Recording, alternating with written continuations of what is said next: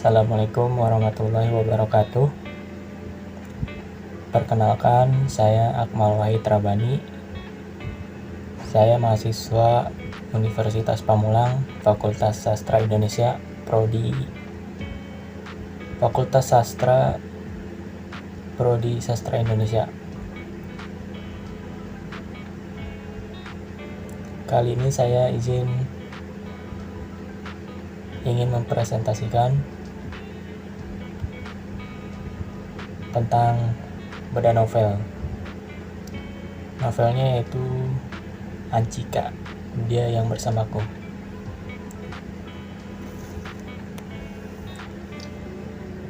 Keterangan buku. Judul novel Anchika, Dia Yang Bersamaku, tahun 1995. Penulis Pidi Baik, penerbit Pastel Books, tahun terbitnya 2021. Jumlah halamannya kurang lebih 337 halaman. Nah, prolog novel ini yaitu saya bacakan terlebih dahulu ya. Sebelumnya saya ingin memberitahu bahwa novel ini merupakan tetralogi atau novel seri keempat dari 3 novel sebelumnya, yaitu Dilan 1990, Dilan 1991, dan Milea, Suara dari Dilan. Pada novel ini menceritakan tentang kehidupan Dilan setelah tidak lagi berpacaran dengan Milea, tentang bagaimana Dilan bertemu dengan seorang perempuan SMA bernama Anchika.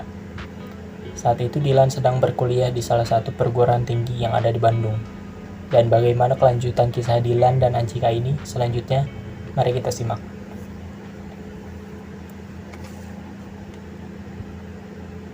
Kutipan pertama yang saya dapatkan di novel ini yaitu bukan wanita biasa. Saya bacakan terlebih dahulu kutipannya, yaitu sejujurnya saya senang menjadi wanita, tetapi di dalam pikiran saya tidak suka wanita yang lemah dan tunduk. Saya lebih suka pada wanita yang tangguh, yang bisa membela dirinya, baik secara fisik maupun di dalam percakapan.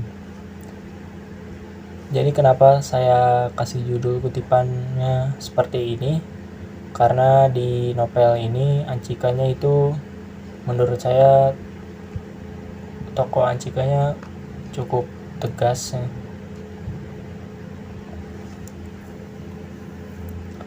Yang selanjutnya saya beri judul Damai Lebih Indah. Saya tidak suka ide menyakiti orang lain. Saya suka perdamaian. Saya ingin baik-baik saja. Saya juga berusaha selalu bisa bersikap ramah kepada semua orang, selama orang itu tidak mengganggu saya.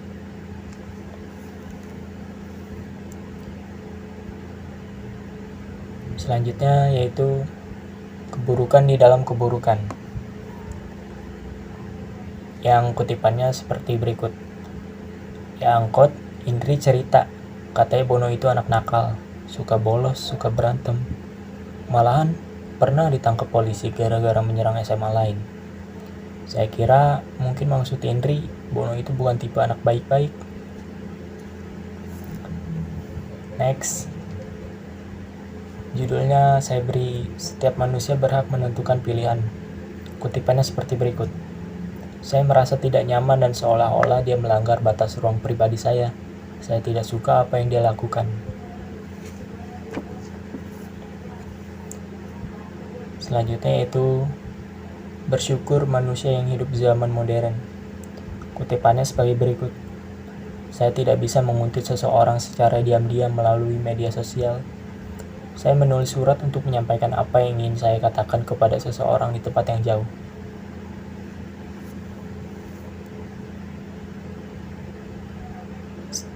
Selanjutnya yaitu saya berikan judulnya sama seperti di slide yang sebelumnya.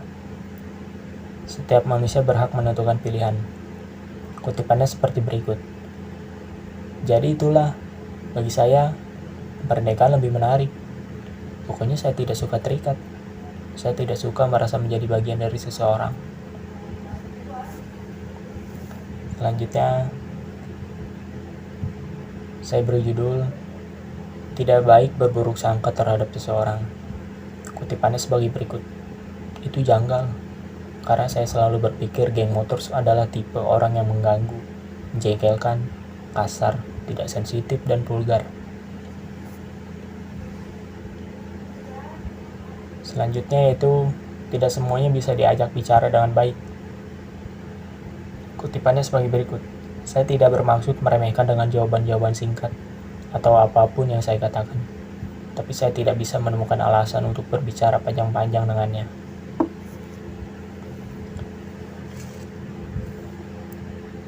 Salah satu cara seseorang dalam belajar. Kutipannya sebagai berikut. Dia duduk dengan tubuhnya membungkuk, serius membaca novel. Betul-betul sangat serius, terlihat dingin, bahkan tidak bicara sama sekali. Seolah-olah sedang menggambarkan dirinya sebagai orang yang pendiam. Selanjutnya, kutipannya saya beri judul, hargai ketika seseorang sedang berbicara. Kutipannya sebagai berikut. Saya tidak ingin bersikap kasar dengan tidak menjawabnya. Jadi saya mulai seperti semuanya baik-baik saja. Saya tahu Dylan bisa membaca itu dari mata saya. Lagi pula, dipikir-pikir, saya tidak ingin Dylan merasa saya abaikan, karena saya mengerti seperti apa rasanya diabaikan.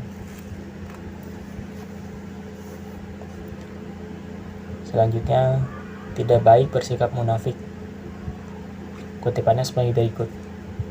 Saya kemudian hanya mengatakan bahwa saya mungkin tidak suka anak nakal, tapi saya tidak tahan dengan tipe orang baik yang berusaha keras untuk sok bersikap baik, sehingga malah terlihat lemah di mata saya.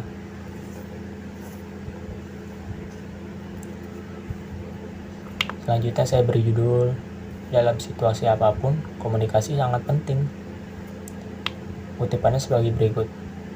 Saya tahu komunikasi adalah kunci di dalam hubungan apapun. Tetapi rasanya sangat canggung dan menakutkan kalau memikirkan saya harus menelpon Dylan pada saat kami ada masalah.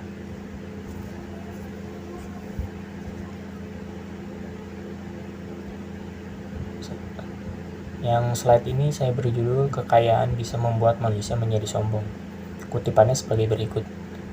Kenapa dia sebenarnya dan apa yang membuatnya menjadi seperti itu? Ternyata benar, kekayaan tidak membuat manusia menjadi berbudi luhur.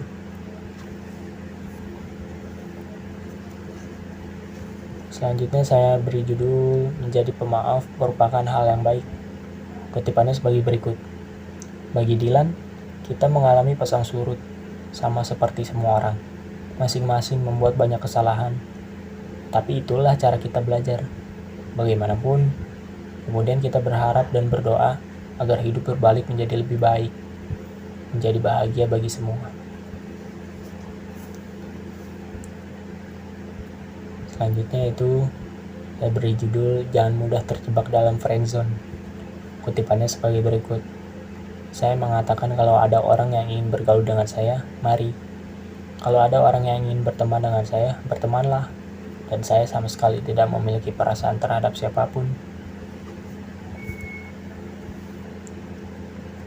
Selanjutnya saya beri judul, putus cinta bukan berarti putus segalanya.